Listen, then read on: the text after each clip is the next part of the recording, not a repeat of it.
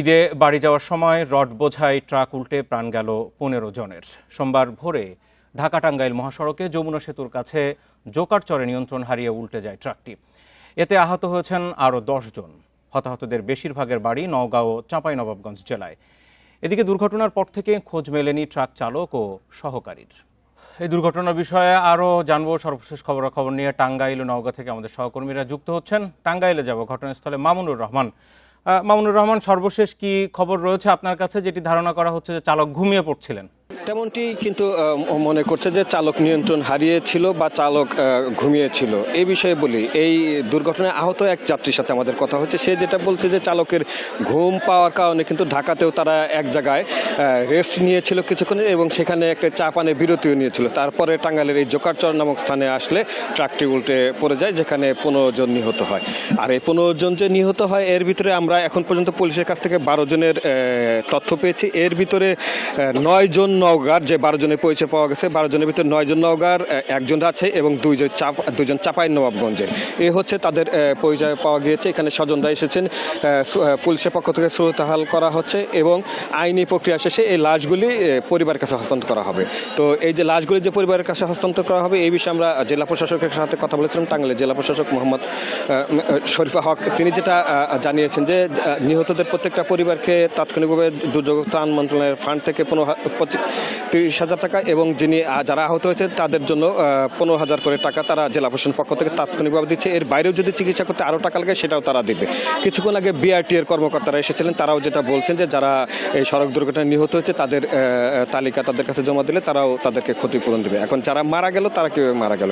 এই মানুষগুলো অধিকাংশই ছিল হকার, যারা ফেনীতে হকারি করে জীবিকা করছিল। তো সেখান থেকে ঈদ উৎসবে পরিবারের সাথে যোগ দেওয়ার জন্য বাড়ি ফিরছিল। তো বাসের ভাড়া জানেন যে বেশি, যে কারণে তারা অল্প টাকায় এই ট্রাকে উঠেছিল এবং যতটুকু জানতে পেরেছি 550 টাকা করে জন প্রতি দিয়ে তারা সেই ফেনী থেকে সেখানে উঠেছিল। কিন্তু জোকারচর নামক স্থানে আসলে ঢাকা টাঙ্গাইল যমুনা সেতু মহাসড়কের কালিহাতী উপজেলা, সেখানে আসলে ট্রাকটি উঠে যায় এবং সেখানে এই 15 জনের মৃত্যু হয় এবং 10 জন আহত। 10 জনের ভিতরে 9 জন টাঙ্গাইল জেনারেল হাসপাতালে আসে। তাদের ভিতরে 5 জনকে প্রাথমিক চিকিৎসা ছেড়ে দেওয়া হয়েছে। একজনের পা ভেঙেছে, সে এখন আছে। বাকি 3 জন এখন আশঙ্কা মুক্ত। এই হচ্ছে আমার কাছে টাঙ্গাইল থেকে সড়ক দুর্ঘটনায় নিহত 15 জনের সর্বশেষ। মামুনুর, থাকুন আপনি আমাদের সাথে। আমরা একটু নওগাঁয় যাব। নওগাঁরই প্রায় 8-9 জন, আপনিও বলছিলেন সেখানে রয়েছেন। সেই গ্রামে আমাদের সহকর্মী হাসিবুর রহমান। হাসিবুর রহমান, সর্বশেষ কি খবর? একসাথে এত মৃত্যু নিশ্চয় এলাকার মানুষ দেখেনি এর আগে। এই মুহূর্তে সর্বশেষ কি খবর? এই গ্রামের যারা দীর্ঘদিন ধরে আছেন বা অনেক বয়সে প্রবীণ, তাদের কয়েকজনের সাথে কথা বলেছি। তারা শুধু দেখেননি তো বটে, একসাথে একটা গ্রামে এত লোকের মৃত্যুর খবর তাদের এই প্রথম কানে এলো বলে তারা আমাকে জানিয়েছেন। আর আপনি যে গ্রামটা দেখছেন এটি মান্দা উপজেলার রাজেন্দ্র বাটিয়া। এইখানেই মোট 7 জনের মৃত্যুর খবর রয়েছে এই গ্রাম এবং এর আশেপাশে মিলে সব মিলে আমরা 11 জনের মৃত্যুর তথ্য পেয়েছি।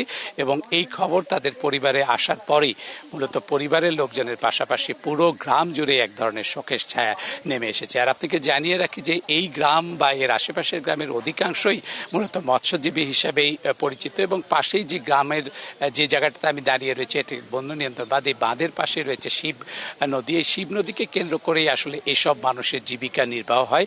যখন নদীতে পানি থাকে না তারা তখন মূলত নানা ধরনের দুল, ফিতা, চুরির মতো আর যেগুলো প্রসাধনী জিনিস এগুলো নিয়ে নোয়াখালীর বেগমগঞ্জ সহ বিভিন্ন এলাকায় যায়।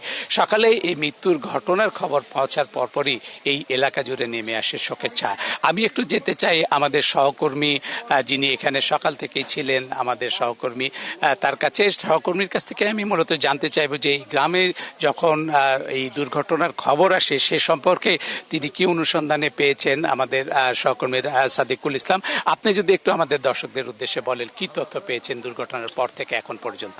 ধন্যবাদ আপনাকে। আসলে আপনি জানেন যে আমি যখন সকালে বিষয়টি জানতে পারি তারপরেই আমি ঘটনাস্থলে চলে আসি। এখানে আমি যেটি জেনেছি যে আসলে এই যারা ওইখানে নোয়াখালীতে কাজের সন্ধানে গিয়েছিলেন তারা কিন্তু অতি দরিদ্র। তারা, আপনি যেমনটি বলছিলেন যে মৎস্যজীবী, তারা মাছের চাষ করার পাশাপাশি বা মাছ আহরণের পাশাপাশি কিন্তু যখন নদীতে পানি থাকে না বা মাছ ওঠে না তখন কিন্তু কাজের সন্ধানে তারা দেশের বিভিন্ন স্থানে গিয়ে কাজ করেন।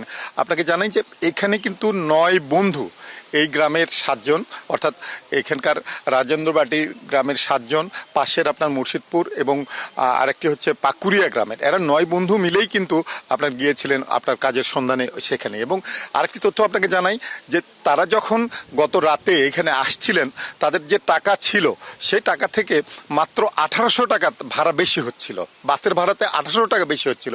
এই 1800 টাকা বাঁচাতে গিয়েই মূলত তারা কিন্তু এই ট্রাকে ওঠার সিদ্ধান্ত নেন, আর এই সিদ্ধান্তই তাদের কিন্তু আত্মঘাতী হয় এবং তাদের কিন্তু মর্মান্তিক মৃত্যুর ঘটনা ঘটে। আমি আরেকটি তথ্য দিয়ে শেষ করব যে আপনি এইখানকার যারা মানে স্বজন, তারা বলছেন যে এইখানে নিহতদের পরিবারের প্রতি সরকার যেন দৃষ্টি দেয়। আমি আপনাকে একেবারে শেষে একটা তথ্য দিয়ে শেষ করতে চাই, সেটা হলো যারা মারা গেছেন তাদের পরিবারের পক্ষ থেকে দাবি রয়েছে যে সরকারি বিধি অনুযায়ী যেন তাদেরকে সহযোগিতা করা হয়, কারণ এরা অতি দরিদ্র পরিবারের সদস্য।